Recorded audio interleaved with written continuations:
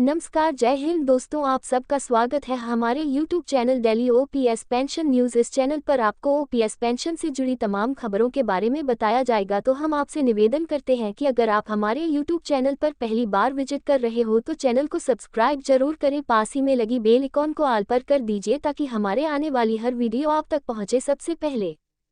Old pension scheme new update 2023, pension धारकों के लिए बड़ी खुशखबरी, सभी को मिलेगा पूरा पेंशन पैसा। देखे सुप्रीम कोर्ट का फैसला।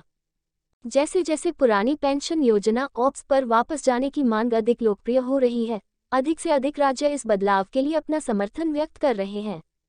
हमारे देश के कई राज्य जैसे राजस्थान, छत्तीसगढ़, झारखंड, पंजाब और हिमाचल प्रदेश पहले ही ऑप्स या वृद्धावस्था पेंशन योजना को बदलने की प्रक्रिया शुरू कर चुके हैं। इस बदलाव ने पेंशन लाभ और वित्तीय स्थिरता के बारे में जीवंत बहस और चर्चा शुरू कर दी है। अगर आप केंद्रीय कर्मचारी हैं और केंद्र सरकार की इस पुरानी पेंशन स्कीम का लाभ उठाना चाहते हैं तो आज का ये लेख इस मामले में आपकी काफ़ी मदद कर सकता है, क्योंकि आज के इस आर्टिकल में हम आपको केंद्र सरकार की पुरानी पेंशन स्कीम के बारे में पूरी जानकारी देने जा रहे हैं। केंद्र सरकार की पुरानी पेंशन योजना ऑप्स के बारे में पूरी तरह से जानने और इसका लाभ उठाने के लिए आपको हमारे आज के लेख को अंत तक पढ़ना होगा। तो चलिए हमारे आज के लेख को शुरू करते हैं। पुरानी पेंशन योजना अपडेट। इन बढ़ती चिंताओं के जवाब में केंद्रीय वित्त मंत्रालय ने पेंशन मुद्दे की जांच के लिए अप्रैल में एक समूह बनाकर पूर्वव्यापी कार्रवाई की।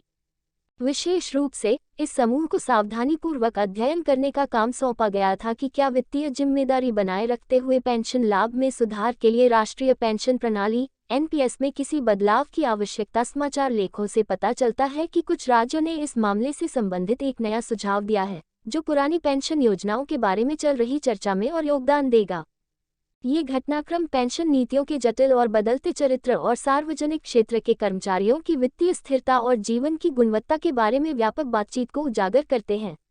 दोस्तों, आपकी जानकारी के लिए हम आपको बताना चाहेंगे कि पुरानी पेंशन स्कीम एक ऐसी स्कीम है जिसके तहत सरकारी कर्मचारियों को लाभ के तौर पर पैसा मुहैया कराया जाता है। लेकिन हाल के दिनों में इस पेंशन स्कीम को लेकर काफ़ी चर्चा हुई है। इसके साथ ही इस पुरानी पेंशन स्कीम ऑप्स से जुड़ी कई ऐसी खबरें भी आ रही हैं, जिसकी वजह से अब ये पेंशन स्कीम काफ़ी अहम हो गई है। मुद्दा है, सरकारी और सरकारी कर्मचारियों के बीच यह एक बड़ा मुद्दा बन गया है। आपको बता दें कि जब सरकार ने इस योजना को रद्द किया था तो सरकारी कर्मचारियों की ओर से सरकार के खिलाफ कई मामले दर्ज कराए गए थे। इस नई प्रणाली के तहत राज्य एक पेंशन योजना का समर्थन करते हैं जो पुरानी पेंशन योजना ऑप्स की तरह अंतिम वेतन पर आधारित होने के बजाय सबसे कम वेतन से जुड़ी गारंटीकृत सेवानिवृत्ति आय प्रदान करता है। हालांकि इस दृष्टिकोण के परिणामस्वरूप पेंशन राशि कम हो सकती है।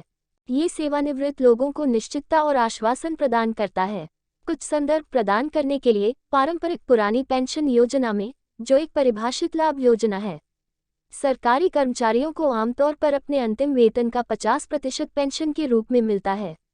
इसके विपरीत राष्ट्रीय पेंशन प्रणाली एनपीएस कर्मचारी योगदान के आधार पर संचालित होती है, जिसमें लाभ पूर्व निर्धारित नहीं है। पुरानी और नई पेंशन योजनाओं पर इस प्रकाशन में पहले चर्चा की गई थी। सुविधाओं को शामिल करने वाला एक संयुक्त दृष्टिकोण प्रस्तावित किया गया था,